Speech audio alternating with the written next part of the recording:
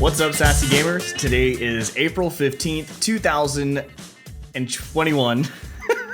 About murdered it again. Always. It's terrible. No, you recovered. You recovered. That's what's important. April 15th, 2021.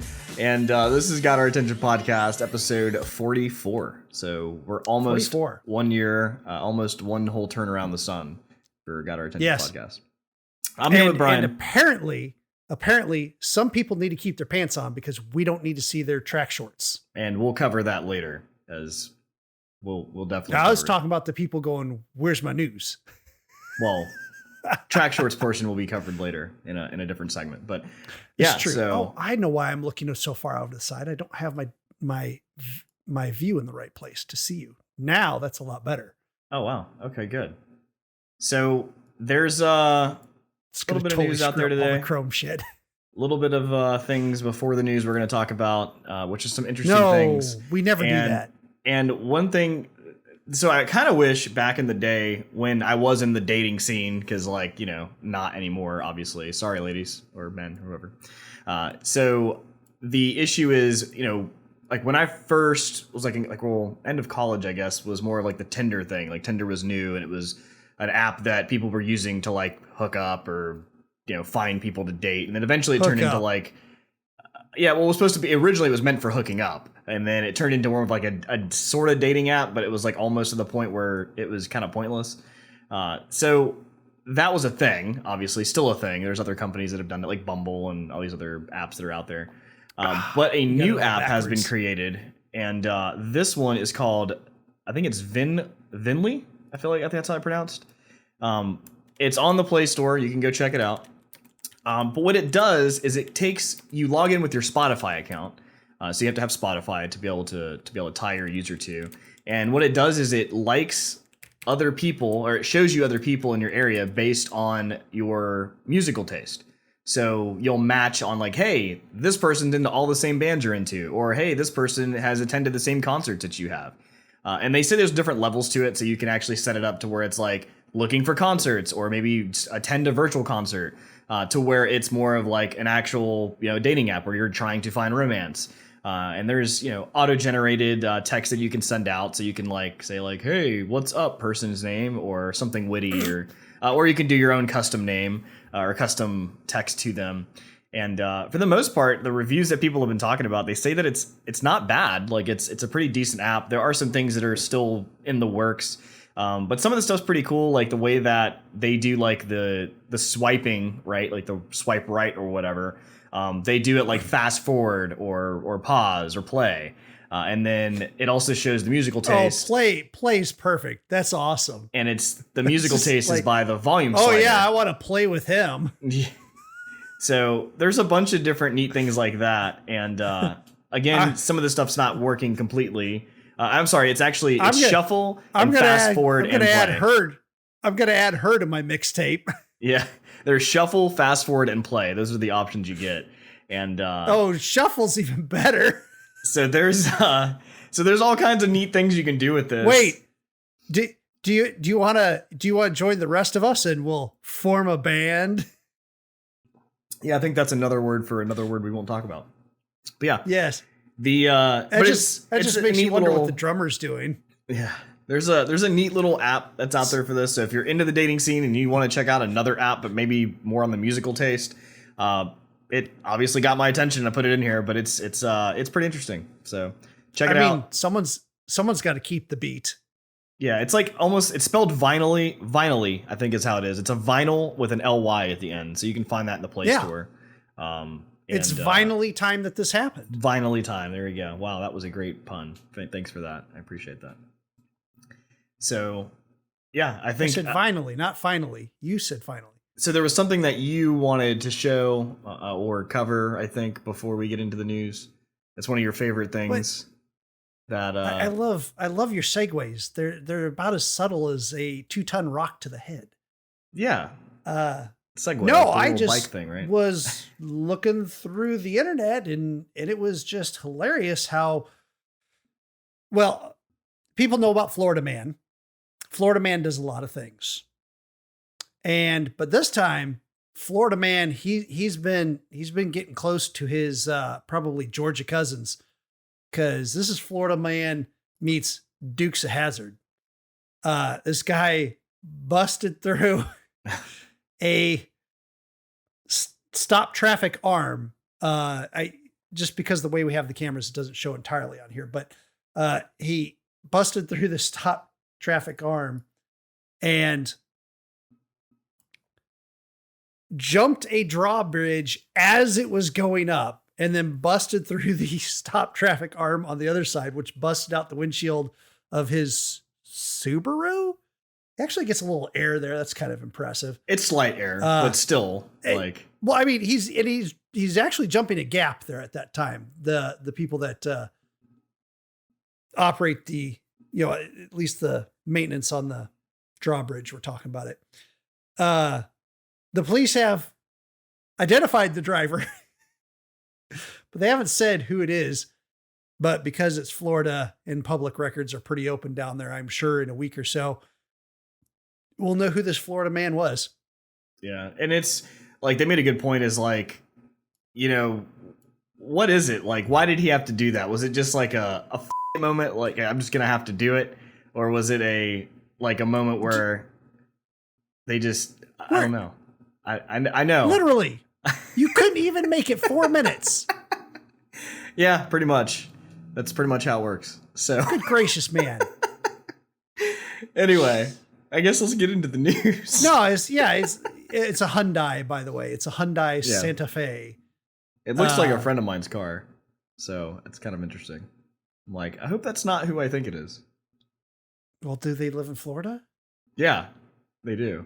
Okay. So, I'll have to text him and see if he's still around.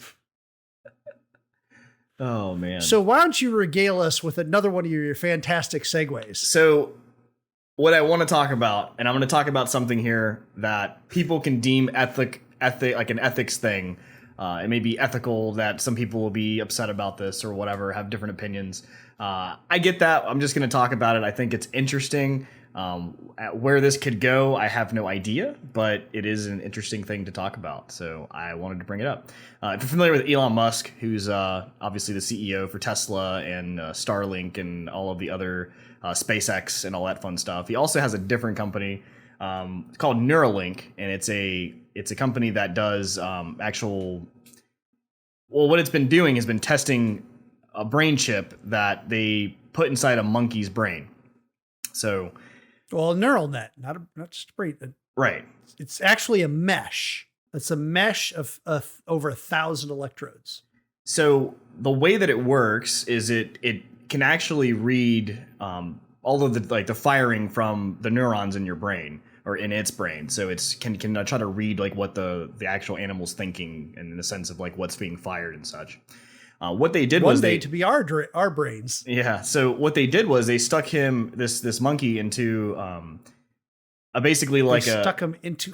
Well, they put him in front of a computer and they said, "Here you go, like play this game," which is a very basic game. It was a controller like a joystick. Move the dot to the square, right, and use this joystick to do it. And then the neural net records how he moves his hand to move the joystick. Right. And straightforward. And during that, they have like a little pipe that he's like basically sucking on, which is like a smoothie that he's using. Whoa! This is not a crack pipe. It's basically a smoothie to keep his attention. A straw, whatever. It's the same. That a banana smoothie comes out of. It's the same. I'm butchering this. So anyway, so that's neat. It was cool. Like you could see the monkey actually like moving the little box or the square or whatever to the box, and it's pretty neat. Like it's the neat part is because that. It learned by his hands. Because of that, now he can just play Pong with his mind. So what he means is in the initial video that you see is he's using the joystick to do that. And then this clip that we're showing right now is the monkey's sitting there playing Pong, except there's no controller, there's no joystick, and there's no cable. Like you see one picture that there's a cable unplugged. Because the idea is now there is no cable, and in fact, that little hole down there that's about to go off screen is where the joystick was. What's happening now is they're taking the neuron readings from the Neuralink in his brain and using that to on screen map out where he wants the controller to be, like where he thinks the joystick should move. So what's happening is he's controlling the game. He's actually still, if you watch, he still was kind of moving his fist a little bit. And they said that if they left the joystick there not plugged in, that he'd grab the joystick and he would move it, even though it didn't do anything. Right. Because that's what he's trained to do. But thanks for taking what I said in 5 words and expanding it to about 200. Yes, that's what I always do. So what's neat, ethically, that's why I say this could be something, because you're like, whoa, we're doing things on animals. And ethically, it's crazy. If they're going to give me a nice place to live and they're going to put a neural net in my brain and I'm going to sit there and get to play video games all day with my mind, and I get banana smoothies. Okay. Listen, so it's not enough. It's not enough. It's banana smoothies, but if they put rum in the banana smoothies, I'm sold. I'm going to do it. So let me back up. So they're not just doing animal testing. This is not what we're trying to get them to play video games. We're not trying to make, Caesar from Planet of the Apes or anything. We're not trying to. I mean, most people figured that out. What they actually are doing is research for people who are like paraplegic, who are basically, not able to move their body at all. So that this way they would be able to interact with, computers or tablets or whatever. So that could be either a regular computer, a car, some sort of, thing that has a interface. So that way they'd be able to do things. And I think that's really neat. But then if you go further into the future of like everybody having almost like a cyberpunk reality where everybody has augmentations of, maybe I can see better or faster. Imagine playing. And Bruno's reporting from the field this week, so obviously he's not here. But he made a good point. I can't wait for Mike to freak out when he realizes I'm opening the door behind me with my mind. Yeah, really. So like the fact that, yeah, I see that. The fact that like he could play like Dark Souls, like one of his favorite games, with his mind. He said it would take out all of the reflexes lag, like the reflex lag that he has from his hands, because he has to send that signal to his, his hands to play. He would be playing straight out of his brain. Well, and in that sense, better precision too. Yeah, it's crazy to think about if that were something that could happen. It's the fact that I've already said I'll sign up. I'll do this. I'll do the human research study of. Well, that's the thing is, and it's obviously not going to be everybody. They're not going to let I don't see this going public in a sense, because people are going to have debates and there's going to be like laws and stuff. That's why I said I'd sign for the human research. Right. And then people would probably research. Probably not going to be. There it goes. Just open more. Nice. The ghost in the house opened the closet. Nice. So, but no, now with me, they would get a double study though, because then they could see what the neural net, how it handles increased amounts of rum in my system as well. Yeah. But that's the other thing too, is the sense of, well, then, yeah, that's great. You're able to do things that potentially you couldn't do before. So if, like I said, if you're a paraplegic, you wouldn't be able to do anything. And now you can control a computer and work and do whatever. But at the same time, now you have a direct feed to, Elon Musk, Neuralink, or whoever company is this that's basically reading everything that's coming out of your brain. Oh, every thought, even worse. They literally during that video said, "Oh yes," and the neural net has a standard, like I don't know if they said what type of wireless, but wireless connection too. You can just hook it up directly to your iPhone. I was like, yeah. Because I'm like, let's hope it's not the wife's iPhone and she has a shock button. Bzz. Yeah. Or just in the sense of like getting hacked. Like what if you get a virus, and it's in your brain? So now it's affecting your brain. Like there's so many levels of craziness that's to this. It's sci-fi heaven, but yeah, it's just wild. It's not just virus. It's literally the same thing that has been said about like just doing an overly connected vehicle with heads-up display on the windshield. I mean, how many sci-fi things you've seen where you can't even see out the windshield? They're just watching a movie on it, or it's completely, or like, they turn on the cameras to see, the outside and all that stuff. If you extend this neural link, then you extend it to where it like can display things inside your eyes. Yeah. Because it's the brain, like it's wild. It's already things people have been thinking of. There's several sci-fi books and movies that have talked about where they directly broadcast advertisements directly into your, Yeah. I mean, it's definitely a Black Mirror episode. Your optical nerve. Or Twilight Zone if you want to throw it way back. But yeah, that's exactly what this is. It's just, it's wild that we're kind of living that now. Like, seeing this is actually a real thing. The fact that, like, we watched a video of a monkey not only playing, like, great, he was able to control it and figure that out, but he's also doing it with his brain. Like, when you watch the video for the first time, most people that I've talked to that watched the first time, they didn't realize that his hand, like the controller he was using, was unplugged. Like, they didn't realize the joystick was actually unplugged until in the video they say, and as you can see, the joystick is now unplugged, but yet he's still being able to play the game. And you're like, whoa. Like, it's like a whole different level of how crazy this can be. So interesting. I don't know, like I said, where this could go in the future. But Matrix, it's definitely cool. Man, as chat says. Yeah, that's definitely cool. Cool's a word for it. What's not cool is buying your brand new game if you're on anything but an Xbox console with Xbox Game Pass and playing 90 plus hours in it, 100 plus hours in it, and then taking multiple days off of work to play it. We don't know anyone like that. Rip Demirin. And then waking up one day and finding out your entire inventory in a loot game, a game that is, the entire grind is based around getting bigger and better loot, and finding out that your entire inventory is completely blank, that everything that your character's wearing is completely blank. And this was after they patched the game to get rid of bugs. Yep. So Outriders has been having a tough launch. They had server issues. I mean, no big deal. I mean, server issues on a game launch, especially on an online connected game, that's not news. Yeah, that's typical. Like any large game, it's the same thing. Yeah.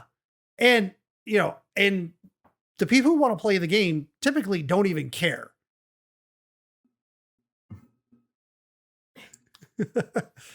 Sorry. There was a distraction in the background for those listening to this later. Yeah, the people playing it typically don't even care about stuff like that. I played, a science fiction MMORPG that it took 10 minutes of 100 people all like hitting at the same place before the mobs spawned just right so that I could hit it and count in the kill for my quest and continue on. Because it had spawned like it spawned like about every minute or so. And like 9 other times I didn't hit it fast enough. Yeah, but it was because the servers were so far behind and everybody was in the starting area. And that's just part of what that is. But then on top of that, to patch things out, try to make things better. And people that have like level 50 gear, 94 hours into their Devastator and have nothing to top it off, to make it even worse, there's no recovery. Yeah, and to be clear, Demirin, so Bruno, one of our SAS members, actually experienced this. As he mentioned on the podcast last week, he'd spent 87 hours over the last week of launch that he'd been playing. And shortly after that, he messaged us to let us know that he was distraught, and rightfully so. So it wasn't just him. Distraught. He pretty much said he was done with the game. Like, and he was raving about it the week before. Like that's the thing that's sad is like, he was like, this game, I'm really enjoying it. Like, this is great. And for that to happen is, and like I said, it's not just a him thing, not a one-off. Like, there are multiple people reporting this. Well, and it's been happening since launch, but when they did this patch, it apparently made it exponentially worse or easier to happen. Basically, they said, we are deeply sorry that some users are continuing to counter an inventory wipe. Mm-hmm. We're doing everything we can to resolve this issue, both server and game side. Our plan is to still work on a resolution for all affected accounts. Well, gee, I hope so. Thanks for stating the obvious.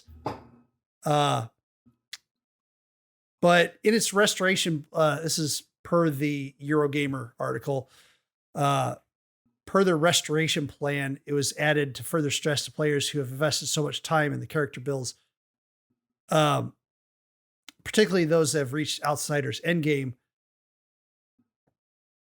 There's a lot of people trying to get God rolls, perfect rolls on particular items. And there doesn't seem to be really any way to avoid this. And they said, hey, if it happens, they have a restoration plan, but it means restored items may not have the exact same stats as lost items. So right. If people got the art, praying to the RPG gods and got that perfect roll on this particular weapon, that got the particular stats that worked well with their build, they might get the weapon back, but right. The stats will be completely different on it and maybe useless to them at that point. And that's the thing. These games are loot shooters. They're built off of RNG. So you'll never necessarily get the same weapon. Like I know with Borderlands, there was like over 1 billion different combinations you could potentially get with all the weapons. So in this game, the same thing. There's all sorts of different combinations. And like you said, you may get it back, but it may not fit your character the way that it did. Even if it is, really powerful, it may still not be like the right element that you want or the right way that it, the right amount of accuracy or whatever. So that's huge. Like it's really not replacing your inventory. And that's really bad. I couldn't imagine. Like that would be terrible. Well, and continuing along the same vein, someone who had been playing a lot of Outriders was trying to figure out why their C drive was filling up on their computer and found, after a lot of digging, that there was all these crash dumps that were located in, it's a typical area for crash dumps where there's an app data in a local directory. Right. But the directory underneath that was called Madness.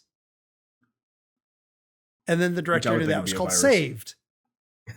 And it ends up Madness was the code name for Outriders when they were first building it. So I guess they used that and made it that much harder to clean up afterwards.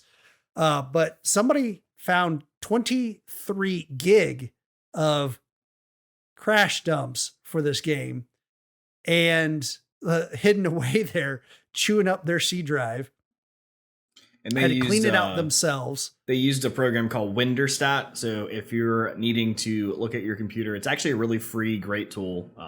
Even use it at work. Winderstat, a little plug for you guys, but it's definitely neat. It looks like little Pac-Man. They go through, they go through your site and then or their computer. It tells you where things are at. It's all visual too, so they show you blocks of like this is taking up a lot of space. So if you have issues with space, like that's a great way to find out. But that's what he used in this case to figure out where the stuff was stored at. Yeah, I love in this PC Game article that they said, now I don't know why Outriders would store the equivalent of 7,188 copies of War and Peace in crash data, but hey, someone had to do the math on that. That is a lot of crash data. That's excessive. Yeah, there's probably, again, it's probably some sort of cleanup that's not happening. It's supposed to probably rotate like after 5 or something, and it is probably just not doing that. So yeah, not saying I've never heard of that before, but they'll probably need to fix that. Yeah, clearly they're having some problems. Square Enix, you can at me if you need to figure that out. But on the happier side of hidden things, and this is something that I didn't know at all, there was a game that came out a while ago, Homefront The Revolution, and within that game, you can find an arcade cabinet. And at that arcade cabinet, you can play 2 levels of Timesplitters 2, which is a fun little console game that came out on the original Xbox and the PlayStation 2. So fun. Around 2002. So fun. But if you play the monkey, you're cheating, unless everybody agrees that it's okay to play the monkey. It's the equivalent of, what was the Odd Job in GoldenEye, because the hitbox is so much smaller on that monkey, and Odd Job for that matter. But that's not really even the news. it's cool. Everybody's known about this. It's a super easy to find Easter egg. It's not really all that hidden. But wait, there's more. Recently there was a gentleman that, not related to this game, but this gentleman out there started off this Twitter thread of, hey, it's April. And he did this April 1st. He said, what is, out to you game developers out there, what's the best Easter egg you've ever put in a game? And actually, I dropped this into our Discord. Yeah, I was actually looking through that today. I was lost because I just kept going and going and going. Amazeballs. We'll put a link in the description.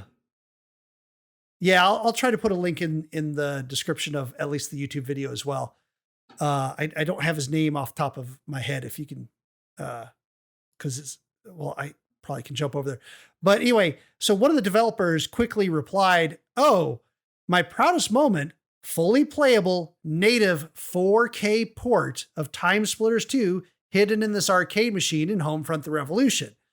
Well, yeah, everybody already knew about the 2 levels, but what he was saying, he's like, no, see, there's an unlock code that'll let you play pretty much the entire game in 4K. The only problem is I don't know what the unlock code is, and I lost the notebook is written in. In fact, a while ago, I had given it to a friend to leak in some Discord channel, and they called him a liar and banned his account. So his leak of the Easter egg didn't even work. And so a couple of people started playing around with it, and they actually found the code. So they replied to him in Twitter, and apparently it's interesting code. It's left trigger plus up, down, left trigger plus right, right trigger plus left, right trigger plus B, left trigger plus Y, left trigger plus Y, right trigger plus X, left trigger plus A. Like, that's a hell, like, I don't think very many people. We're just going to figure that out. We're going to run across that at all. It's, by the way, the person who started this thread, that Matt Phillips was the developer that put that into Homefront 2. So he was the reply. But the person who started this was Jan William Nijman. It looks like he's at JWAAAP. So at JWAAAP. If you just go to April 1st, you'll see his tweet. It's a fantastic thread of Easter eggs, some really interesting ones. But the final thing about Homefront here is the developer says, by the way, it's not perfect. He says, I didn't up-res any of it's still a 2002 game. The textures aren't great. It's just running at 4K. And he says there's actually like some of the levels like Neo Tokyo will crash you to desktop when you try to play them. It's unclear whether it's all the time or just some of the time. But he says, in all reality, it never came to PC. So not too bad for like just a quick little port that's an Easter egg in a game. And I agree. I love that game. I'm seriously considering buying Homefront just to play Timesplitters 2. The question is, can you play multiplayer? Like, could you actually 2 people have Homefront and then connect? Like, that would be, man, that would be so many levels of convoluted, but that would be cool. I doubt it because all the netcode on it is based off of the original Xbox Live, which I beta tested when it first came out for the Xbox. And that's been since shut down. So the original Xbox Live is gone. Yeah. So that would be for that netcode. And then the only other netcode, and I've done this recently, you can still play Timesplitters 2 with an Ethernet cable between Xboxes. That's cool. But sadly, because of things like not knowing who owns the IP and a couple other things, the backwards compatibility was never done on it. They never got permission to do it. So it is still only playable on the original Xbox or PlayStation 2. Right. Yeah. Fun game. There was an enemy in it that was like a deer, like a mantleized deer that you would put on your mantle or whatever. and it was like a half human person. And the thing, the Mantleized deer. I like that, right? That's good. I just made that up. That's great. Like, everybody's so confused when all he had to say is it's a humanoid with a deer head. It's great. With antlers. I like it. We're going to write that down. Mantleized deer. Mantleized deer. So listen, I'm not here to kink shame. Whatever you want to do with a deer. When I was little, I made up this character that I think it was Mortal Kombat, that I was like, I think this character would be great. I called it Deerface. And for the longest time, it was literally that. It was like a person with a deer head on him. That was literally it. And when we played Timesplitters 2, me and my brother were playing, and we got to that part, and I was like, oh my God, it's Deerface. And we lost it. It was so funny.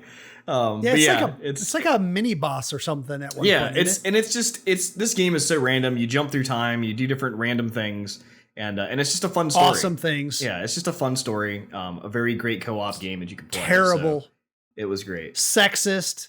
Oh yeah. It's all over like the place. it's oh boy, you can tell it came from 2002. Holy cow. Like, it was not far removed from the 90s, let me tell you. So the other thing we have is on Twitch, for some reason, the most odd things are becoming the most popular, which, go figure. People like to be, stop sign cam. Yeah, stop sign cam. You got people, there's just all kinds of weird things going on. And one of the new crazes, which has taken off, is actually sleeping on cam. Yes, you heard me right. Sleeping on cam. Literally, your camera's running while you are sleeping, and people are watching and enjoying this so much. So the latest one was Ludwig Agren is his name. He said he was going to do a subathon and basically wasn't going to stop streaming. For every sub he gets, he was going to extend his stream for, I think it was an hour or something, or 10 seconds every sub. And so what that means is like his stream was just constantly going to the point where he would go to sleep and thing was still on. But people would even tune in more when he was sleeping because creepy. So the whole thing is, have you met the internet? Right. So people would start getting giddy if they saw him move a little bit or whatever. And if he starts to wake up, the chat would explode. They said there was Pepe emotions just going everywhere, emoticons, because everybody's like, oh my God, he's waking up. It's a big deal. And this is not the only person who's sleeping on stream. There was actually an infograph we found from all of the top streamers, and it's taking up I can't even imagine the amount of hours that people are spending watching other people sleep, which to me is wild. So the subathon did end. He finally ended it after I can't remember exactly what the time was, but he had 65,400 views for at one point, and he was even what the hell is that? He doesn't even understand what's going on for himself to do that. But there's another one. 64,000 people at a time. Concurrent viewers is what we're talking about here. Miskiff is another person who streams, dozing off. Hold on. He broke Ninja's sub record. Right. Number of subs. And he had on the 13th of April, just shy of 262,000 subs. April 14th, he had ended up more with 282,000 subs. So he broke Ninja's record. He racked up over 500,000 hours of viewing time. Yeah. So a lot, and a decent chunk of that while he's sleeping. So another streamer's Mizkif, they broadcast himself dozing off. He's racked up over 500,000 hours of people watching him. And there's even a coined term now of sleep influencers. So this is that ridiculous that we actually have. Seriously, that's pretty sad. How did they meet? Sleep influencers. No, how did they meet? How did they miss saying sleep fluencers? I don't know, because that's what they do. It's they shorten everything else. It's pretty sus that they had to add extra frickin' syllables in there. It should have been sleep fluencers.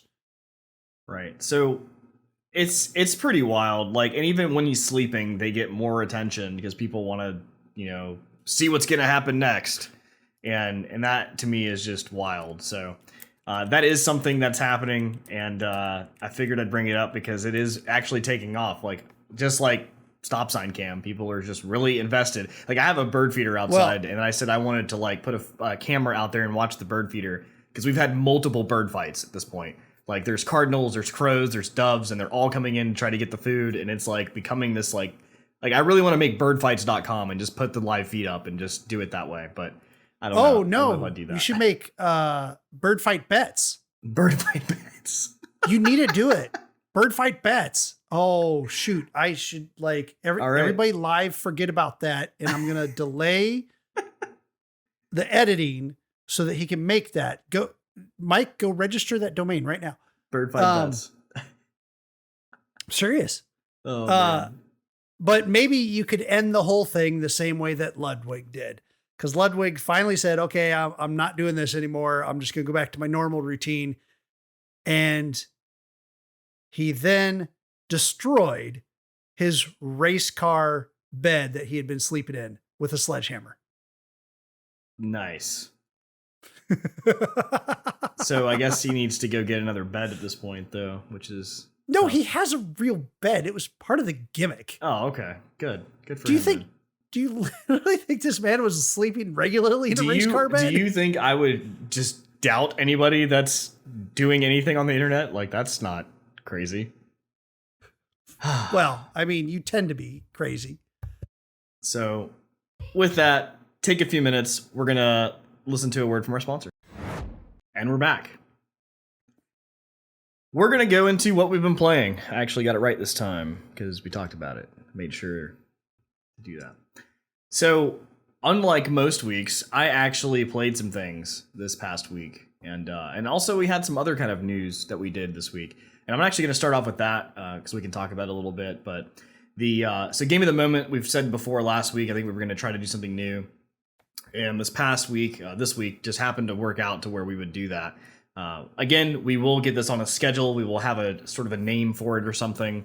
But we did Game test of the it Moment. It's got a name. It's like Game of the Moment, but it's kind of different. So we may say Game of the Moment. Moment. It's Game of the Moment. Game of the Moment doesn't have to be multiplayer. Game of the Moment Live Edition or Game of the Moment. They're something all else. live. I know, that's what's so funny. So ultimately, we got to check it out this week. The format for these are, instead of us all three playing games on our own streams, playing the same game, co-op or whatever, we take time to focus on one person's game, so a single player game, watching them play. Mm-hmm. And then in this case, Brian played a game called 13 Sentinels Aegis Rim. He actually spoke about it on the podcast probably a month or so ago now at this point. But he did talk about it, and he was able to show it to me, and I was able to watch him play it, ask questions, kind of dig into the story a little bit, which we'll cover in just a minute. And I think it was actually kind of nice because it gave a new dimension to what we're normally doing at this part of the podcast. Because this is part of the podcast, we're saying, oh, here's what we've been playing. Oh, I have this interesting game. And Loop Hero is a great example. I was like, oh, this is this really weird game, and it's hard to describe it. And by the end of the podcast, both you and Demiran had purchased it and downloaded it. Unlike Aegis Rim. Demiran actually, really got into Loop Hero a lot. You liked it, but were like kind of iffy about it. But you see what I mean? Where describing it on the podcast was extremely difficult. Yeah. And even with that description, when you got to it, you're like, oh, what the hell is going on here? I don't get this. Yeah. The other neat thing is it introduced a level of social interaction with you guys, the listeners and the fans and the people who are in the chat, which not even just in the sense of me talking and asking questions and interacting with Brian playing a single player game. It also gave the level of you guys being able to ask questions too. Cause I mean, just like you guys, it was like my first time. So we were all kind of watching and experiencing this at the same time. Yeah, and I like that because it was completely different than our normal Game of the Moment, where our normal Game of the Moment, we're playing a multiplayer game. So we go into a couple of different roles. We either role play or we just chat about anything. Right. Or if the game requires coordination, we start going into like, tactical mode, and we're like calling stuff out. And Overcooked 2 may bounce. Yeah, Overcooked 2 is a great example. Tactical mode, Overcooked 2. New edition. Order up. Rice here. Sell it now. So dumb. No, yeah, exactly. That's the point, is like, we have these modes that we had when we were playing multiplayer games, but you said it exactly. It's a different social interaction, even between just us, where you're looking at something you've never seen before. And especially, see, I chose that game on purpose because I knew it was so far out of your ballpark that it would have been not even been something to even that you wouldn't even have considered going and watching a YouTube video about. I literally had the same face throughout most of the stream, which was more of a WTF. What is happening right now? Like, I don't even understand. And even like the part, so we had this whole discussion, and I couldn't wait to bring this up with track shorts. There's a part of the game where he was playing a female character, and he explains to us that, you know, one of the many secrets of the game, not secrets, like kind of thing you learn on as you kind of get into the game. It's not a spoiler or anything. But you find out that these are like high school students in a sense. But of course, like in any anime, they're all like way older apparently or something. I don't know. But it does follow that anime trope that the cute girls you're looking at are supposed to be really old to I guess make it okay that you're looking at a freshman in high school. So she's literally wearing panties. That's what track she's wearing. Shorts. She's wearing panties. She's literally wearing like boy shorts, like type underwear, which is literally what they're called. And but he kept telling us these are track shorts. She's on the track team. That's what the game told me. She is a track person. She was very clear. They were her track shorts. And we were like, that is not how that works. But that listen, I don't think so. You don't know what they were wearing in Japan in 1985. Yeah, obviously there's some games there are things like that in this game that are kind of interesting, to say the least. And then obviously like one could say you were probably wearing very similar track shorts in 1985.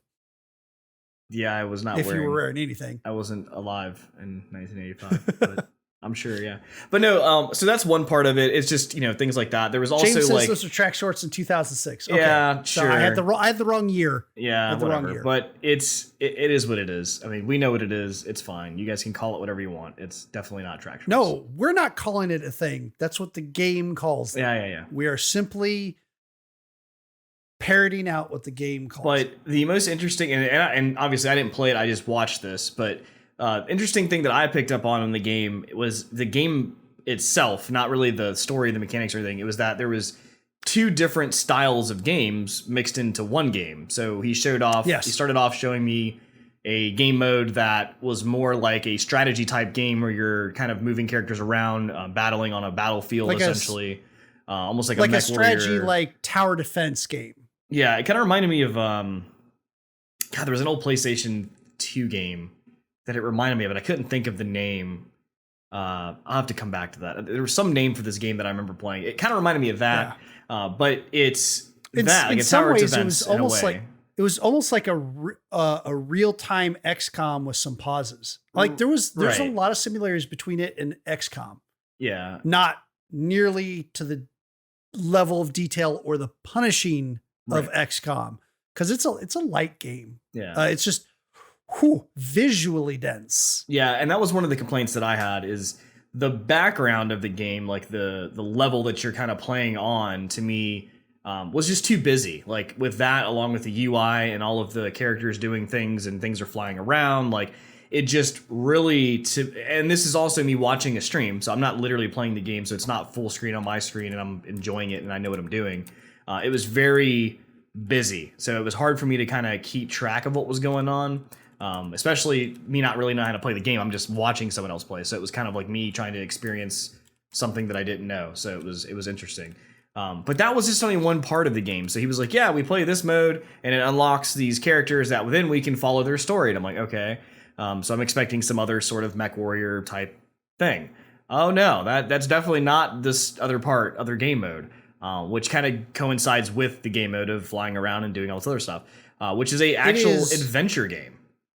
It's 100% like very similar to like LucasArts adventure game where you have a relatively static background That that you is- can move around a little bit. That's in. absolutely a good way to say it. It reminds me a lot of like Full Throttle or something to like or Monkey Island or something to that nature. That's a good way. So you got a limited Persona-esque is what a chat says as well. It's a very limited static background, relatively static background that you're looking for, kind of like what I would say hotspots. These areas where, it indicates you can do some type of action. And sometimes you got to do the same action multiple times. Like one time this poor dead lady was there and Mike's like, how many times you get to search the dead lady? But I literally had to. There was like 3 different times you had to do it to do the different things, get the different items, have the appropriate thoughts story-wise. One of the things that I thought was cool about this adventure game that's a little different is how they handle the concept of like items in adventure game. I mean, you're used to, I find the hexagonal crank. Now I have to take the hexagonal crank wheel and find a hexagonal hole to stick it in and then crank it.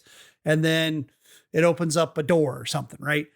And you have inventories like that. You use this item on this thing in the environment. And that's a very common thing in adventure games. And this was a little bit different, that it wasn't so much of an inventory, but what they called the thought cloud. And the thought cloud had concepts in it, concepts of things that you'd run into or thoughts that you had, or just whatever was kind of at the top of your mind and important. And then you could, as you're talking to someone, maybe one of those concepts would trigger where you could then go into your thought cloud and see that you could talk to that person about that concept. Right. So it was kind of a neat way to change the whole inventory and use inventory item. When it boils down to it, it's the exact same mechanic. It's no different. Yeah. Other than sometimes you have to find like the right time to talk to them, but it does kind of change it up a little bit and make it interesting. Yeah, it's definitely a game, and I 100% said this on the stream and 100% say it now. It's definitely not a game I would play. But I'm glad that I got to experience it watching, you play it, who was actually into it, because it is something that I wouldn't have watched or even have seen before, or experienced it, I guess you could say. But I did because the way that we did this. So that was really neat. It's typically... that's what we should do for Halloween. We should do Until Dawn. Until Dawn. What is that? It's basically an adventure game, loosely horror based, on the PS4. Okay, that sounds familiar. But very popular a couple years ago. Yeah, but overall, it was still fun. It is currently normal price for PS4 or the PlayStation Store is $69 or $59.99. I believe it's on sale I think today, maybe through today, maybe expired now by the time. If you're listening to the podcast, most likely it's already over. But it was on sale for I think almost 50% off, something roughly. Yeah, around $35. $35. So if not normal price, it's $59.99 on the PlayStation Store. It's only available on PlayStation, so you'll have to have a PS4 or PS5 to be able to buy that. So check it out. It's pretty neat. Definitely, some people may be into it. I'm not, but that doesn't mean that you can't be into it. Oh, we forgot to say one key word here that also might get people interested. It is all very anime based. The story is very anime-esque. The animation is very, and the drawing is very anime-esque.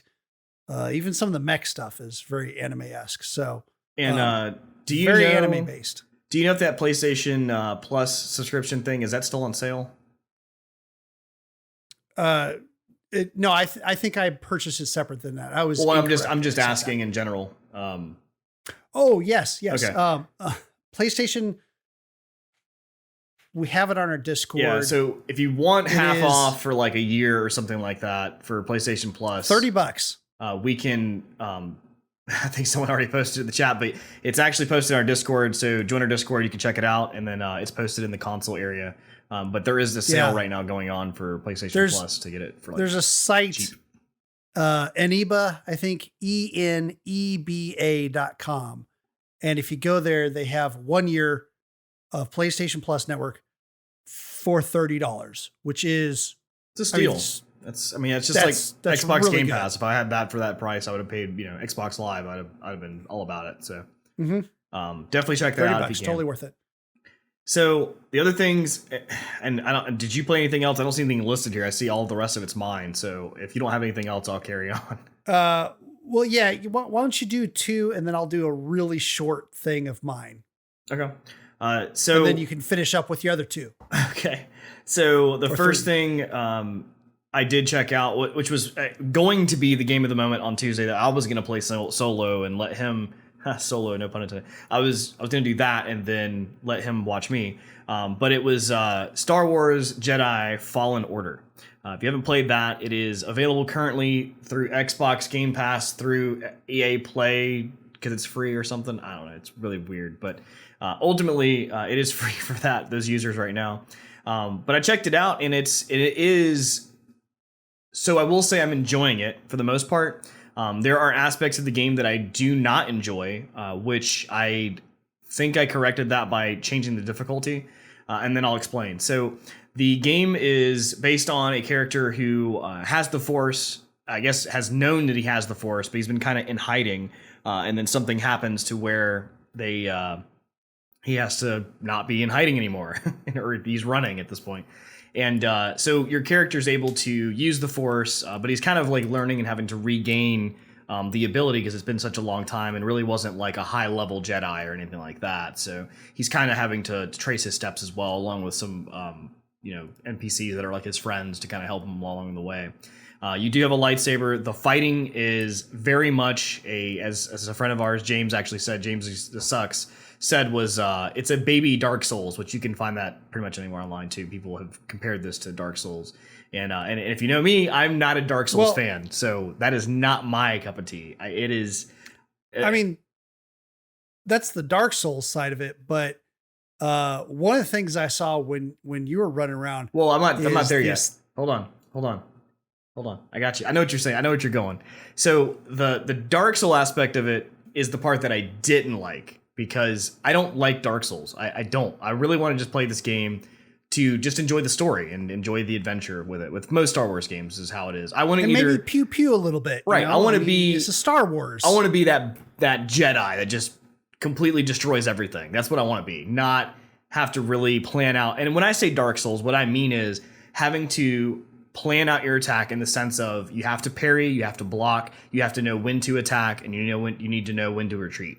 And those things don't go well with me because I'm too much. I just want to just run in there and just run gun and just destroy everything. So in that sense, know when to fold them. Yeah. So if you're into that, you can increase the difficulty even higher. I started off on the second to lowest difficulty because I thought it was like the normal mode, somewhat challenging but not completely crazy. But that to me was still hard. So I ended up dumbing it down to. I wouldn't say dumbing it down. I turned it down to story mode. I turned it on story mode. Sure. And that completely changed the game for me. It did make the game a lot more enjoyable. But the other aspect that I did really enjoy, because Dark Souls side, like I said, I didn't, but then I fixed that. The other side was something that Brian did point out when I was kind of showing him we were testing, which is a very much Tomb Raider style game. It is literally Tomb Raider. You're running around doing different kind of weird puzzles with like things changing in the room, like rooms are shifting, platforms are moving. You're having to like run and jump, and then kind of plan out how, because you also start getting abilities with that, like how you can kind of run along the wall once you learn a certain thing, and then it unlocks like other parts of the map, because then you can go back and get to areas you couldn't do before. And there's a lot of like the finding hidden crates and crates that you couldn't access before. Now you'll find them. And one of the neat aspects they do in this game, because everybody wants to be a Jedi, is they have like a workshop that you can find eventually, and you're able to customize your lightsaber. Like you can literally pick the color, you can pick the model, the shape, everything about it. And there's also DLC along with that you can purchase. But there's all these different things you can find, and along with that you do have a little robot to kind of hang out with you. BD1, I believe, or BD7 or something to that nature. But he hangs out with you and kind of scans everything. That's how you get your hints, it's BD8, sorry. You get your scans, you get your stim pack, so when you're low on health, he kind of gives you a little jump, and all kinds of things like that. So it was a really neat game. I definitely will continue it. Also, arguably a better robot name than the robot name in 13 Sentinels. Right, which was BJ instead of BD8. So another thing to mark on the inappropriate things to say in a video game that's supposed to be about children. So the No, it's not about children. It has children in it. It's not about children. okay, BD1, BD Wong, BD Wong's in this game. I didn't realize BD Wong was in this game. BD. So I'd still recommend it if you're like me and you don't like Dark Souls, then just bite the bullet, put it on story mode. Like what they consider is like normal mode is not. It's not gonna the changing of the game is too dramatic between story and that to really enjoy it. So just put it on story mode, play it. If you're into Tomb Raider type games or Uncharted or whatever you may have played, it's very much like that. A lot of puzzles, a lot of things going on, a lot of like having to run a lot and then jump and make sure you don't get hit by something. Very much. So that's very cool, and I would definitely recommend it for those people. Again, it's free right now on Xbox Game Pass through EA Play, which is a separate thing you'll have to download and figure out. But it does work. In the regular price, I think it's like $40. I may be wrong on that. I'd have to pull it up. I don't know. I'll have to figure it out. But it's available. Look it up on Google. You can Google it. You can purchase it from wherever at this point. But pretty neat game. And with that, I will let you talk about another game, and then I'll go through my other series. I thought you were going to take two. Well, You've got like four. I got four more, and I'll take those. I'll take the first two quickly. Do the other two that start with C. Okay. Then you can go into your Z mode. Okay. So that's what I did. Because the first one's going to be fast. Yeah. You've already talked both about of these the are first one fast several times before. Both of these fast. So I've been into an RTS kick, real-time strategy kick. I played Command & Conquer Red Alert Remastered. I've been playing it. I keep continuously playing it. Even Captain that was in the stream or still in the stream has been playing with us as well. Me and my brother have been with him, and we just been kind of kicking butt because it's just been a lot of fun reminiscing on the times of the before times when we used to play this a lot. So that's been really fun. And with that RTS kick, last night it was like, are we going to play RTS? Are we going to play Command & Conquer again, or do we just want to like just get it out of the way and just go to the game that we want to play? And which is Company Heroes. If you haven't heard of Company Heroes, you've been living under a rock if you're an RTS fan, because Company Heroes is one of like the better games for RTS in the sense of like war type of games. Not an Age of Empires where you're kind of building your society along with fighting, but where it's just like it's America versus or UK versus Germany. It's World War II aspect, and it's an RTS. It's great. It has a lot of different mechanics than like a Command & Conquer, where you can actually have engineers go out and build little like outposts and machine gun turrets, like nest anywhere they want. You can have a sniper. The other big aspect of this game that's different than like a Command & Conquer, where you have each individual unit is a clickable person. In Company Heroes, each 5 people like is a platoon. So you click on the platoon and you tell them to go do things. So they all 5 kind of interact with what you're telling them to do. Whereas in Command & Conquer, it's a little different. So with that, it does make the game a little more challenging because there's a lot of other things going on. There's different types of classes. You have a sniper, you have like a machine gun, you have mortars, you have airdrops, you have tanks, and all of this stuff going on. Also, like you can put people in buildings to use that for cover. You can literally put the sniper into camouflage and have them just hiding somewhere and just put them in a building and they just pop people as they show up while you're taking points and taking the points that you need, which is another big key of the game. So Command & Conquer, you have ore or some sort of like resource you have to collect and gather to get money to be able to build things. And this game, they have points. And the way it works is that there's a fuel point, or there's a regular point, or there's like a munitions point. And these, by capping these points, you gain so much per second, like back for that. So in order to build a troop, it needs like 200 munitions or more people points or whatever. I can't remember what it's called, but so you have to have enough points. And then if you do have a lot of those, it builds really quickly versus if you only have one, it may take like a long time to be able to build like one infantry. So that's the difference there. The difficulty is way harder than a Command & Conquer. Because obviously years later, like people have figured out RTSs and how to actually make it interesting and fun. But well, yeah, plus it's World War II versus the much more advanced technology they have in Command & Conquer. Yeah. Right. So the main thing is just don't go into this. If you've not been played it, go into this like it's Command and Conquer, where you're gonna just up the difficulty and just destroy an AI hard, because even AI easy will give you a tough time. And it's the biggest flaw of Command and Conquer Endgame is that after a certain point, they kind of stop doing things. They don't really continue harvesting. They don't really continue advancing technology or continuously trying to like really destroy you.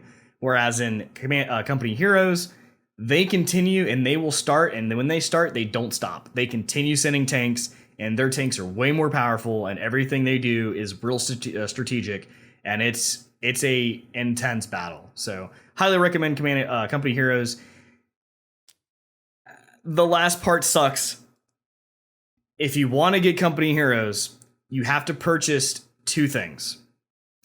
You have to purchase Company Heroes on Steam for $20, $19.99, and you have to purchase Company Heroes Tales of Valor, also $19.99, to get the multiplayer unlocked for Company Heroes, the original game. Not to be confused with Company Heroes Legacy, which is a separate game completely, only available for people who had the game initially, but multiplayer doesn't work with that because those Relic servers aren't around anymore. Yes, completely confusing, but ultimately you have to have two games to play one, and the second one unlocks the mode for the first game. Why, I have no idea, but that's how it is. Most likely licensing or something crazy. So I'm glad that that was fast. There. Well, I haven't talked about Company Heroes. Kind of like how fast my news shorts are that are supposed to be like right around a minute. I was getting thirsty, so I knew I needed to wrap up. Yeah. Mine actually will be fast because certainly we've mentioned this game before. Demiran's mentioned this game a lot. It's not a game that's new, and that's World of Warcraft. I've been playing World of Warcraft again recently, especially with Shadowlands. But oddly, I haven't been playing Shadowlands. I've been playing the start of it. And I'm playing around with the idea of like having a probably Saturday stream, maybe a couple hours each Saturday. And just role playing something. I don't know if I want to do chosen by the audience, or my choice right now is to just play an undead and just right from the beginning, level 1, and just role play and have some fun with it. And then maybe some off screen leveling here and there, and then come back and, do something like that. So playing around with that idea, might do that. Sweet. But yeah, World of Warcraft. Yeah. I mean, so I actually streamed yesterday for the first time, like single player, like myself just streaming on my channel for a while. But it's so I kind of had an itch for I guess zombies yesterday for whatever reason.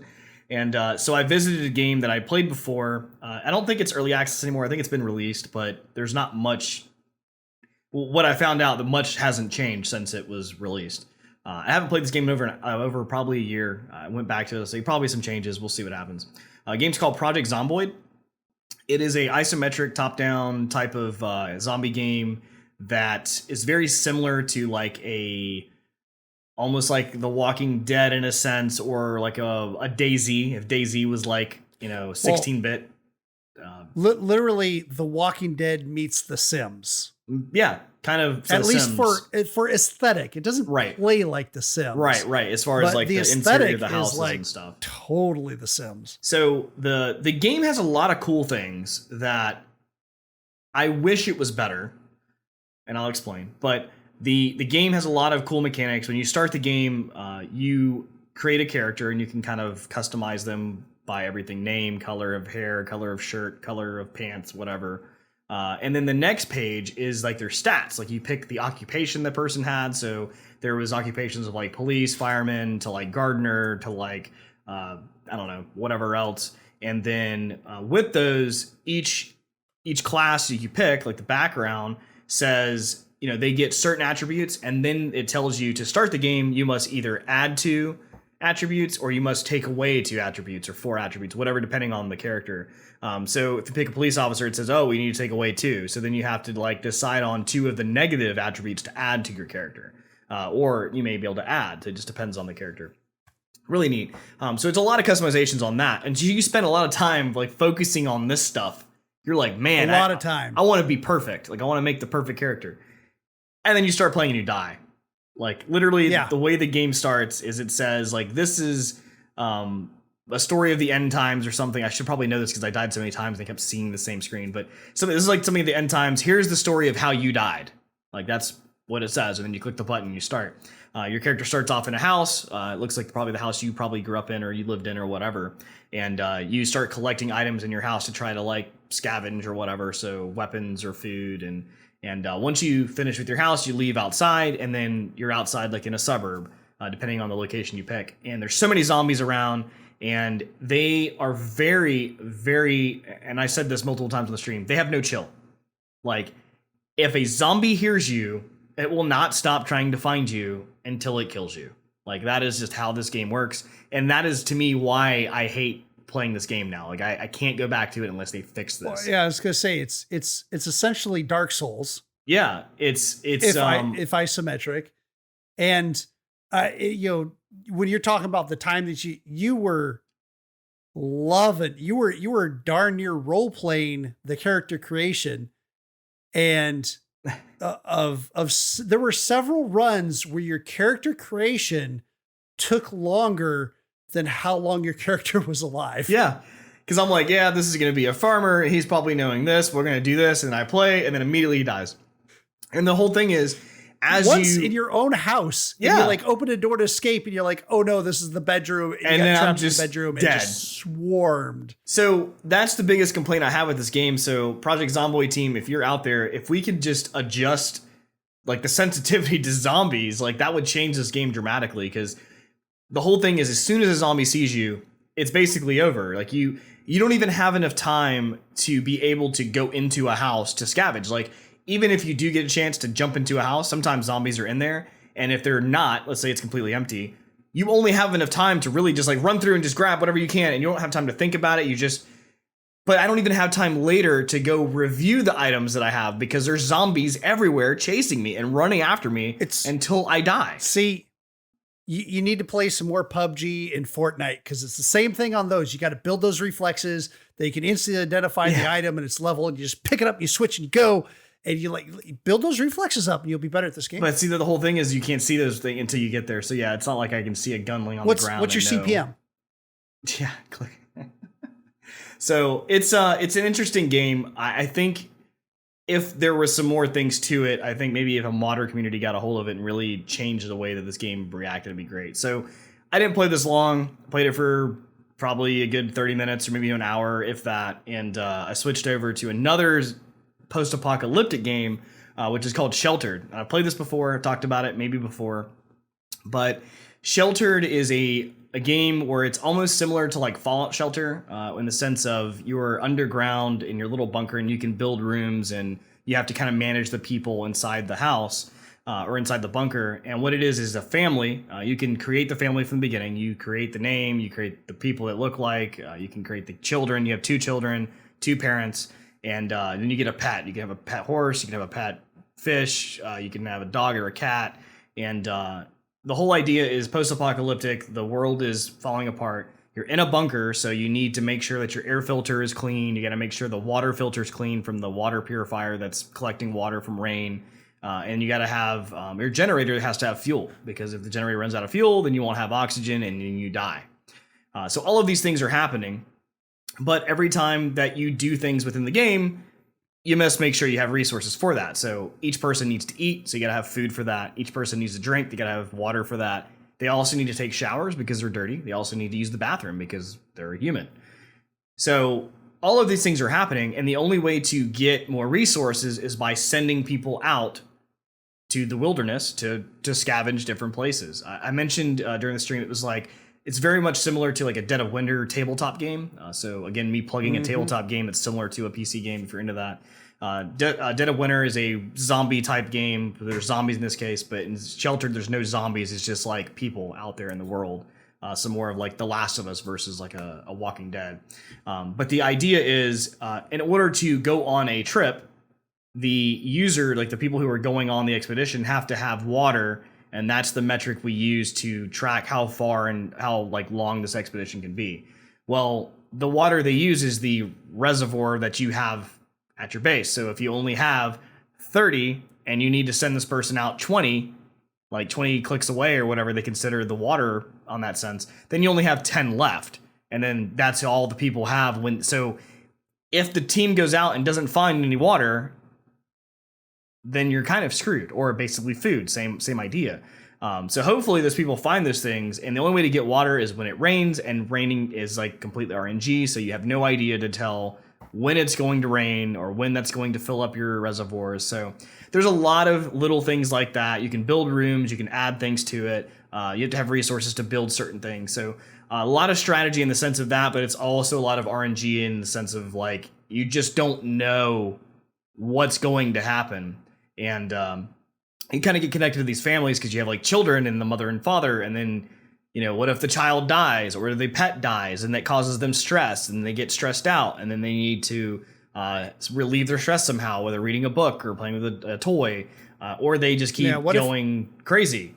And what if the pet dies because the person controlling all of them, like an overall puppet master, decides not to feed the pet? So the fish died. I'm sorry. I totally forgot that I had to feed the fish.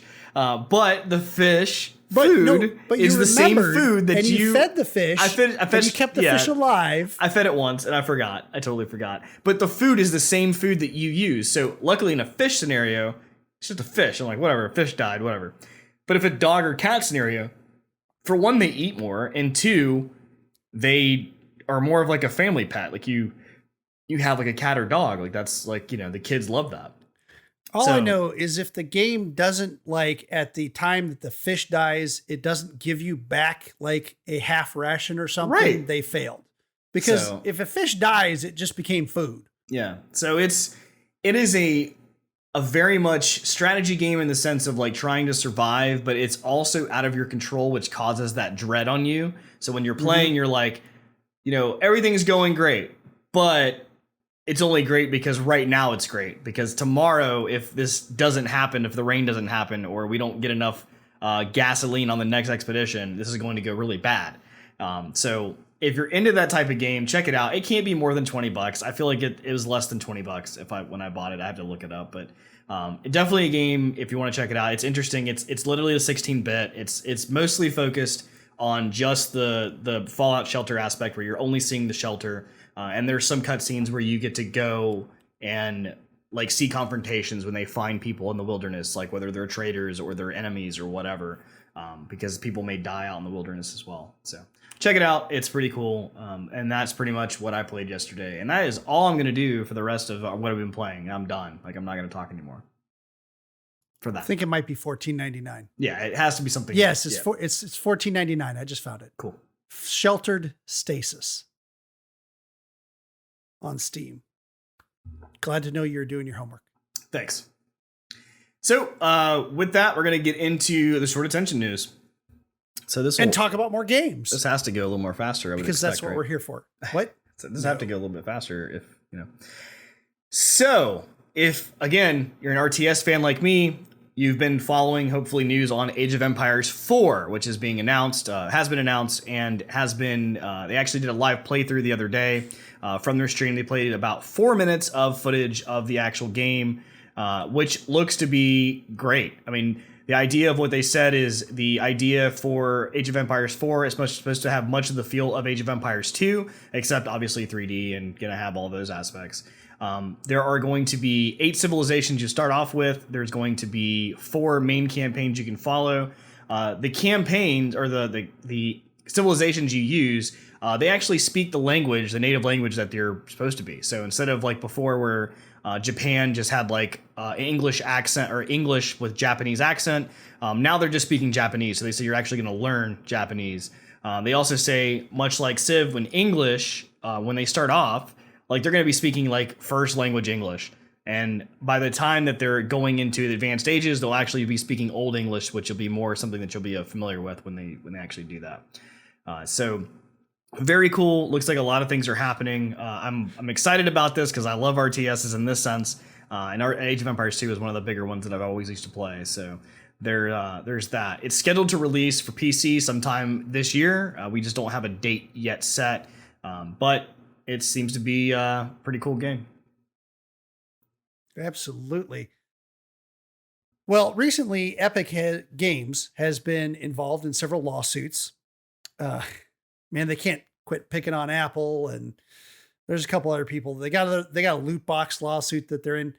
But because of those lawsuits and because of the court filings that some of them are public record, we actually get to find out stuff about the Epic Game Store and that it lost $181 million in 2019 and $273 million in 2020. Now, this should be a shocker to no one, right, that a smaller game store that is just kind of still starting off and doesn't have that big of an audience is giving away games every week is losing money. Of course they are. And not that Epic cares too much because, they're bringing plenty of money to Fortnite to be able to do this. They still have their like Rocket 12% cut and they got Rocket League too, which is going to help a lot. They get their 12% cut that they're getting from developers, which is less than other ones, which brings more developers in. They think that they're going to be able to turn a profit in 2023. As a side note, because I went ahead and really quickly checked, because since their store updates weekly and already the free games for April video is out of date, at least for the Epic Game Store portion of it, while others are still in date. Just want to let you know they currently have 3 games free. Deponia, The Complete Journey, The Pillars of Earth, and The First Tree. And The First Tree, like if you're looking for a chill game where you need to like de-stress, The First Tree looks like it might be it. And coming soon, essentially next week, the 22nd to the 29th, they have at least 2 more games, Hand of Fate 2, and one of Mike's favorite games, especially since it's not scary, Alien Isolation. It's going to be free on Epic. Wouldn't say it's my favorite game, Bob, but wouldn't say I'm missing it, not Bob. even close. Not even close. Yeah. Nonetheless, I wanted to give that quick Epic Game Store update. Besides the fact that they're losing money. Other interesting news is that their PS4, not all that unrecent of a console, that's for sure. Sure, last generation, but I mean, what is current generation? There's not a lot to the current generation, even worse than a normal generation playover. But there was a well-known kind of hacker and modder, Lance McDonald. He's one of the ones that brought the unofficial Bloodborne 60 frames per second patch for those that were into that. He was just had some concerns and like had heard some things and started playing around with stuff. And he's like, oh, he went and bought a PlayStation 4 Slim, brand new one, and he clipped off the CMOS battery. And when he did that, he found out that the game would no longer play. Well, this console would no longer play any games without being connected online, which is like the opposite of what you think. You would think CMOS battery gone. Okay, it's going to have trouble hooking up to online servers. But no, it will not play digital games and it will not play disc games unless it actually has an online connection. So then the CMOS battery is something that eventually dies. Yep. It is something, there's some problems even with Xboxes. Most of the original Xboxes, the CMOS battery is long dead, so you have to restart the date and time every time on them.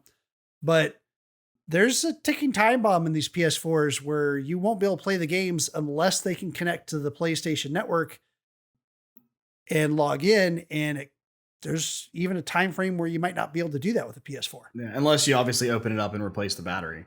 I mean, CMOS batteries, if it's a typical PC style, which I don't know if PlayStation 4 does, but typically you can buy those, but it's... Yeah, and even then you'd still it's a standard void battery, the warranty. But they're usually soldered in. Yeah, but again, you like would still not, like void not the just warranty. not just the the holder for the battery. They usually solder the battery in, which is terrible. But that is terrible.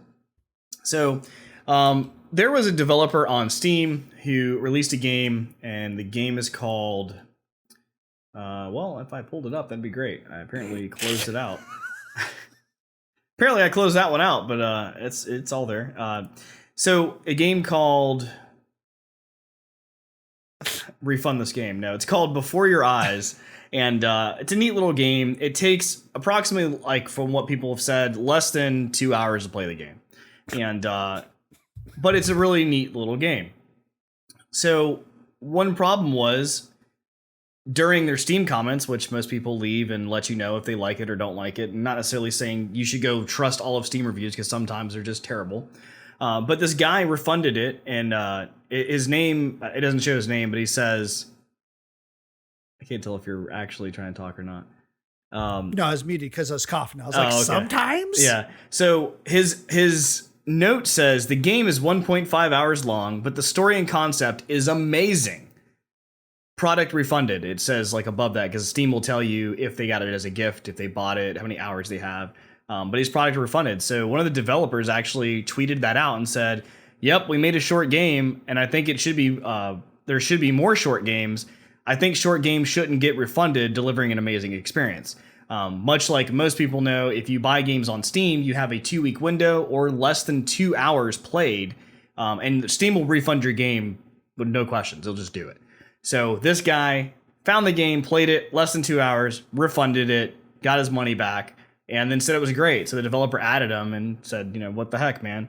And shortly after that, the guy did repurchase the game and then added another update to his review saying that it was awesome and don't do that kind of thing because that'd be bad. Yeah. So that's not, like, I have refunded 3 Steam games, and I even think that's a lot. I refunded Rocket League because sorry, I know that was a story. I know that story, but yeah, it just wasn't for me. Oh, that's funny. It really, it's a tough game. It's a large learning curve to be, like, good at it. Well, it's not just the learning curve. I just wasn't all that interested in it. I was like, this is soccer. Okay, I'm just not. Whatever. It's more than that. Yeah, sure. You even call it dribbling. Mm-hmm. They dribble in basketball too. Not soccer. Yeah, yeah. That's what I'm saying. Is you're saying it's more than that? I mean, it is definitely a sports ball game. It is definitely a sports ball game. So there is that. Absolutely. And then I refunded No Man's Sky because it was not stable at all. It constantly crashed. Like, yes, it was going to be coming out free on Xbox Game Pass, but legit, the reason why I refunded it is because it was not stable at all. It would constantly crash. I showed that to several people on my machine. It just was not stable. And then the most recent one, like the Breath's Edge. Oh, right. Yeah. That was, it was Breath's Edge. Yeah. I played like 10, 15 minutes of really maybe cool. Half an hour of, gave me massive motion. Well, yeah, it was on the way to massive motion sickness. And, I mean, I don't easily get motion sickness in a lot of games, but there's certain movements that can trigger it. And I was like, nope, I'm done. I'm not going to be able to play that. I can already tell that if I play more, that I'm going to be like laying down in a bed, miserable for hours. If I didn't stop playing it. And I was like, okay, yeah. So I mean, it's not the game's fault. In all reality, you know that though. In all reality, I kind of feel bad about the first 2 refunds. The third one, I think, is the most legitimate type of refund. Right. Like, it's physically making me ill, and I shouldn't have bought this game. The other 2, I kind of feel bad about them. Yeah, and I would say I think I only refunded 1 game, and that was the DLC for we were playing Elder Scrolls Online. There was some like language that wasn't very clear. It was so confusing. I mean, me and Phoenix went back and forth for like probably 30 minutes on 2 hours. What we should buy. Like 2 hours. Yeah, like what we should buy, what I should buy to be able to play certain DLC. And the Elder Scrolls Online website had one thing, and then the Steam site had something else. So I was like, And to be fair, the way I explained it to Phoenix, he was like, no, you're totally right. That what you're telling me makes sense reading what we're seeing, but it wasn't what it was. So I bought DLC that didn't allow me to do what I wanted to do. Super confusing. And it was on sale, so I refunded it. And by the time they gave me my refund, the sale was over, so I wasn't able to purchase it. So it was whatever. Well, yeah, because to be clear, you were going to refund it, and then you were going to purchase the correct one. Yeah, exactly. And I think the correct one was even like more money. You were like going to give them more money. Yeah. But they just didn't refund you in time. Yeah, so I was like, well, in this case, I'm not going to buy that now. Which I'm not saying Steam's not going to go on sale and do another sale again, because that's Steam. But anyway, enough about that. I gotta read that. Chat says, "Who the hell refunds something that they'd like?" An a-hole does. That's exactly. That's literally it. I mean, that's crazy. Anyway, moving on.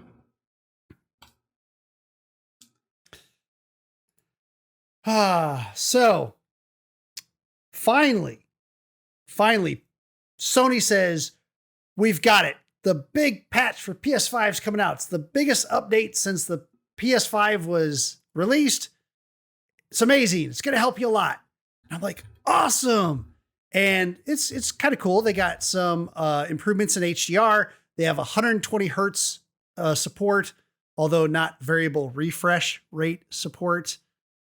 And a couple other features here and there, and it adds some HDMI controls. So if you turn on your PS5, it can send a signal through the HDMI, which sometimes, if you got the right TV, can turn on the TV and change it to the right output or input in this case. Or if you turn off your TV, it can put your PS5 in rest mode. Some cool things. But no update for playing 1440p. No update for in making the store better, sorting your games better. No update for like the storage corruption that's going on. And hey, guess what? Still no update for being able to plug in an M.2 drive so that you can actually download more than 4 PS5 games and have a place like to be fair, they did add into this patch the ability for you to store your PS5 games on a USB. You can't play them off of it. And to be fair, you can't play them off of Xbox either when you do them on the USB storage. But there was, James corrects me that there was an update for sorting. Okay, so that's good. That's good that you can sort your games, because that is one of the things that people have been complaining about. So I was wrong on that one.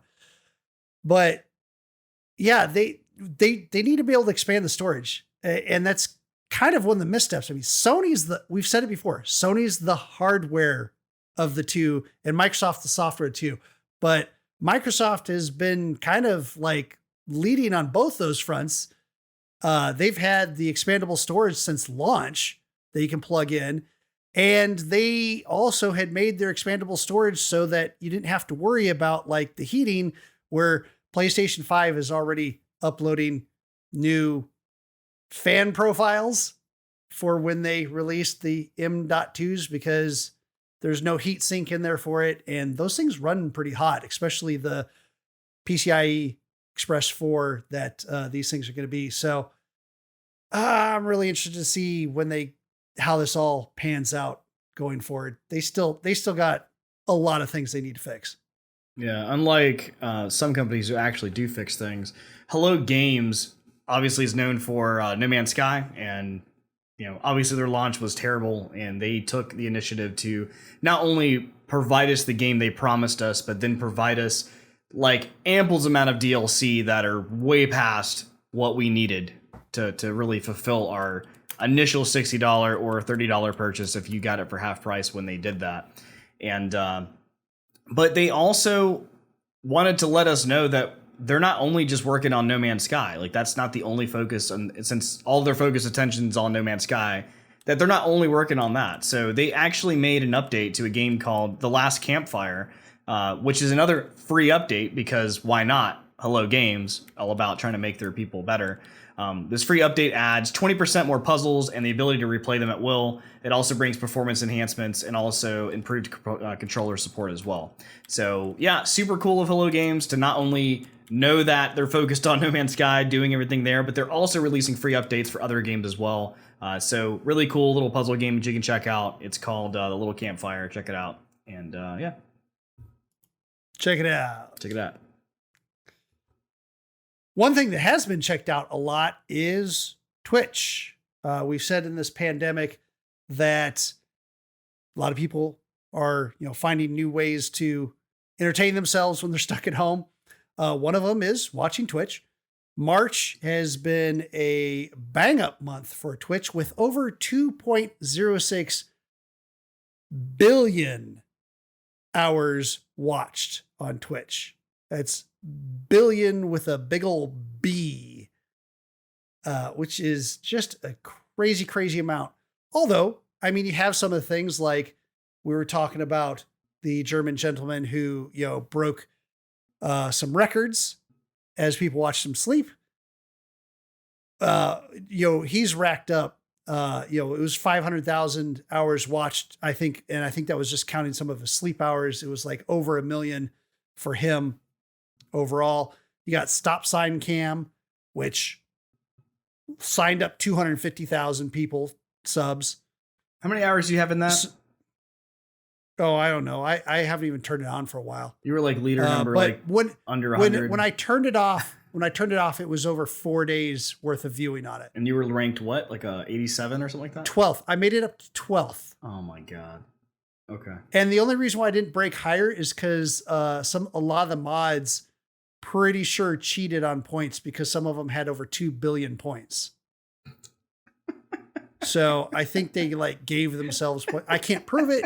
I think they gave themselves points. So then I just gambled all my points away and I went down to rank 0 basically. And I said, okay, I'm done. I had my fun. I made it up to 12. That was pretty much the highest I was going to get reasonably. By the way, that's for those listening.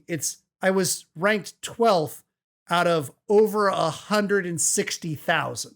Yes. Quite ridiculous. For points, and almost all those points were just from I didn't get any points from gambling. That was all just from participating and from watching. But James says he can't even break top 10. Yes, because they cheated. Oh, that's good though. That's why. That actually was funny. Thank you, James the Great, for the actual funny comment that you made. That's not common. To be fair, he's done a couple good ones. That's not common. And he gave a real time. Good. He gave a real time correction. But not a shocker that they found out that a lot of this time has been like Grand Theft Auto 5. Again, that's a game with a long tail, if there ever was one. Grand Theft Auto 5. I know I was watching, and shout out to Kate Stark. I was watching her stream where she was doing a fantastic role-playing stream. If you have not gone and watched Kate Stark, you should go watch her. She's also amusing because she got invited to this Twitter group called Just Kate's because she's a Kate. And then they're like, oh my God, we have a famous Kate here. And it was quite amusing. I knew her from before then. I've actually met her during a PAX. But she had a great role-playing one. They're also saying, a lot of League of Legends at 143 million hours, 181 million hours, by the way, for Grand Theft Auto 5. Fortnite was 107 million hours watched. And again, this is just the month of March. Pretty amazing little month. It's just going to show you that the way we consume visual media has really changed a lot in the last 10 years. But speaking more to how we use Twitch, because we as content creators, and we have other content creators, whether it's more regular or more sporadic, there has been an update to OBS. So Nvidia, through their RTX line of video cards, is at least you had to have a 2060 or above.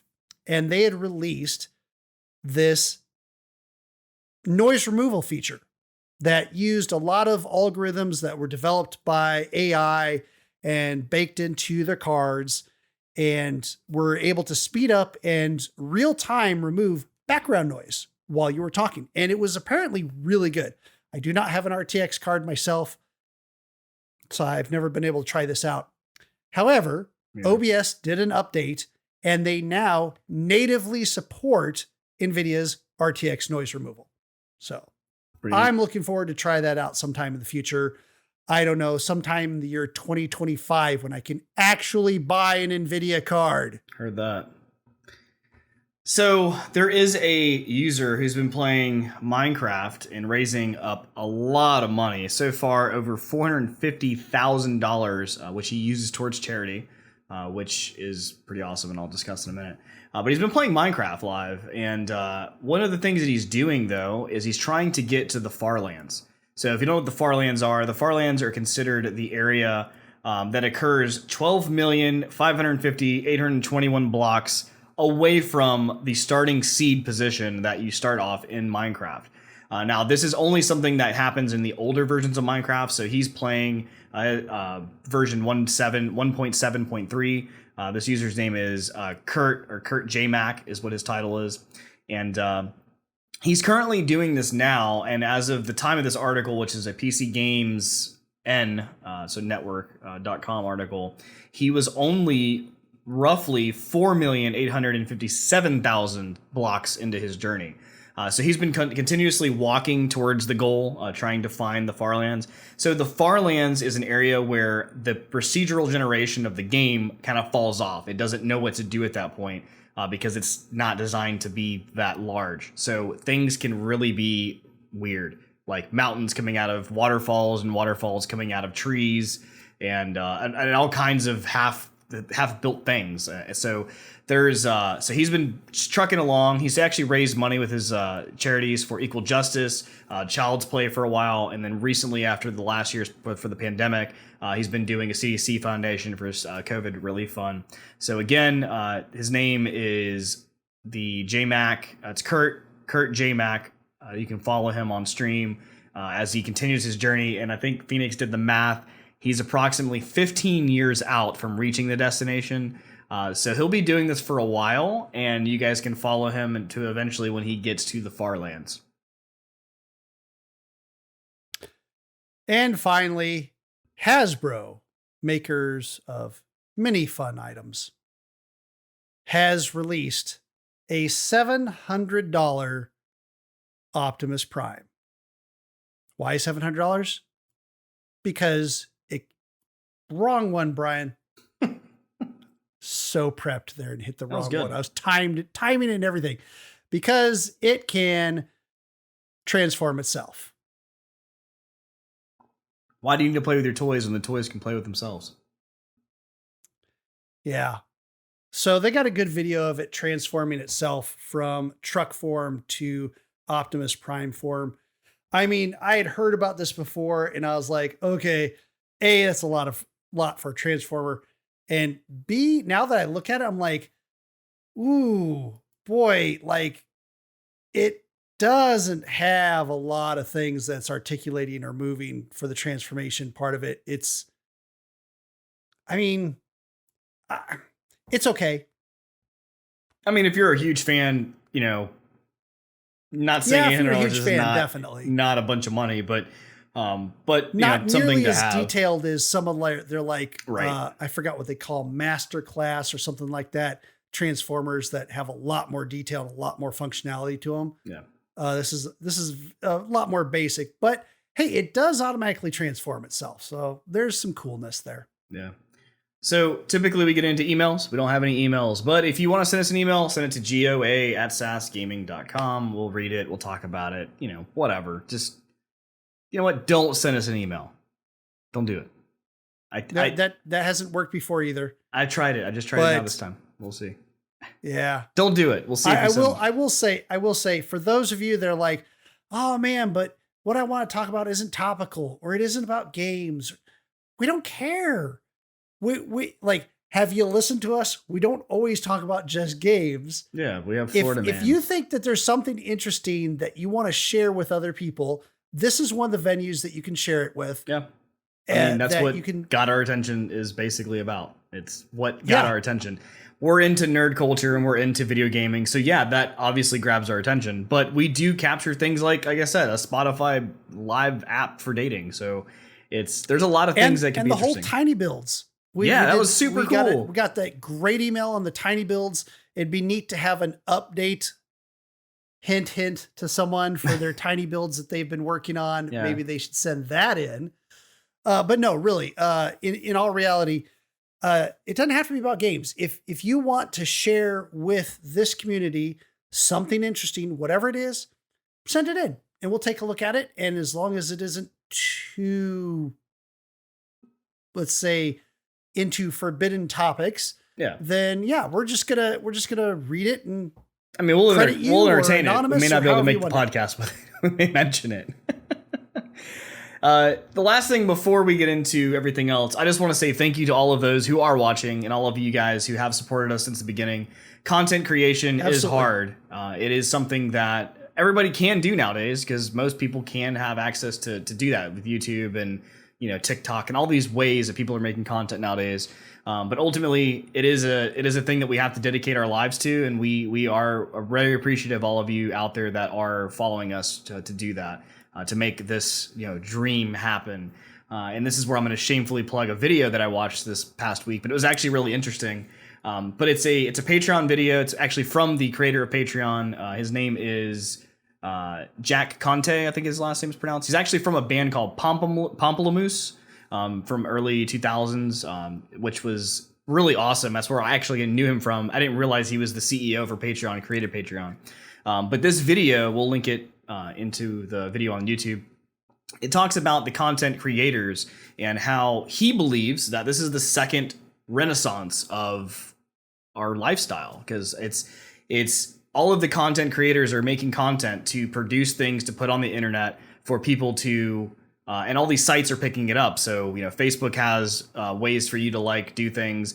Twitter is now introducing sub followers as well. Twitch allows you to follow. Patreon allows you to have money. So all these people are doing that. And there's all these other startup companies that are building things for people like, even us who are able to make a quote unquote business out of this kind of thing. And even you'll see content. That's not us. Well, I mean, don't fool anyone here. We're definitely not making a business out of this. I'm just saying, that's the idea. Is we're making a brand. We're doing something. And we've made goose egg on this. Oh yeah, for sure. So, but there's content creators that are actually moving into office spaces, actually going full circle. They're renting out buildings. They're actually making this podcast or video thing that they're doing, this content they're creating, into a bigger production. And it's becoming full circle. Mm-hmm. So now people that are growing up, like kids, are like, I want to grow up, be a content creator. And then it's becoming now more content creators causing more. And it's just this massive explosion that's happening. And it's a really cool video to talk about that. So I would definitely check it out.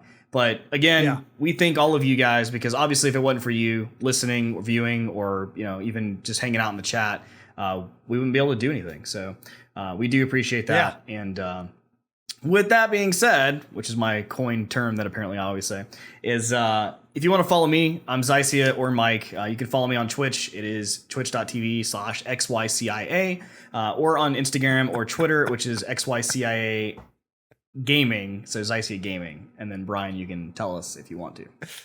So you messed up your coined phrase. Your coined phrase is, well, with that being said, that's what got our attention this week. Oh, yeah, that too. I am Phoenix Nova. That's PHOENNIX_Nova on Twitch. If you search around, you can finally find me in YouTube. I don't have nearly the 1,000 followers to make that easy to find. But if you get rid of the underscore, you can find me on Instagram and on Twitter. And Twitter's where you'll be able to see when I post stuff to YouTube or even stream to YouTube. Thanks for everyone that came out and supported for the 10 hours. Oh my God. 10-hour stream of me building a Lego space shuttle on this last Saturday. That was amazing. It was really fun to have people show up And some hung around for a little bit and then came back later and stuff like that. But I really appreciate it because it just made it a lot more fun to go through it. And like Mike says, being a maker is hard. And I am a maker in a bunch of different ways, and content creation like this is not easy. We put a lot of hours in it. So our reward, since it definitely isn't monetary, let me tell you, Yeah, our reward is the enjoyment that you get out of it. right. So we appreciate that. We appreciate you as listeners, as watchers, as followers, whatever, because that's how we get feedback and how it makes it worthwhile for us. So Yeah, and like he said, thanks. there's a lot of levels of content creation. So don't hate on anybody that's, even if it's not necessarily the highest quality video or whatever, because everybody is doing this in their own way and they're having to try to figure this out. I'm going to shamefully plug a subreddit right now that a lot of people are using for this to start off as a content creator, which I would suggest you go check it out. It's a subreddit called YouTube_startups. Go there, check it out. There's a lot of new videos. Basically, people post every video they have, like, hey, this is my new content, check it out. And people, it's a positive community. People say, hey, this is what I think you should do. This is what, this is really great. Thank you for sharing that or whatever. And there's just all kinds of new things that you may find out you like, or, are people posting new things. So really cool. Check it out. It's kind of a great way to find those things that you would not have seen otherwise, because the YouTube algorithm wouldn't have surfaced it for you. Yep. It's like, oh, I didn't even know this existed, or, oh, that's really bizarre and kind of off kilter, but it's kind of cool. And so, because they're just scrolling a whole bunch of these real fast all the time. So it's kind of like Zycia would have never have seen 13 Sentinels Aegis Rim. Exactly. So this is kind of a neat way you can do it for YouTube videos. For sure. So, all right. check it out. Well, until next time, obviously schedule your vaccination if you're into that and you want to do that. There's at least 3 out there, potentially 2 right now because of things happening. But ultimately, do what you need to do for that situation. Be safe. Continue wearing a mask, please. Love each other. Love your brother. Love your sister. Whatever. All of that stuff. Be positive. And we'll talk to you next week. And if anything cool comes up, send us an email. Until next time. See you.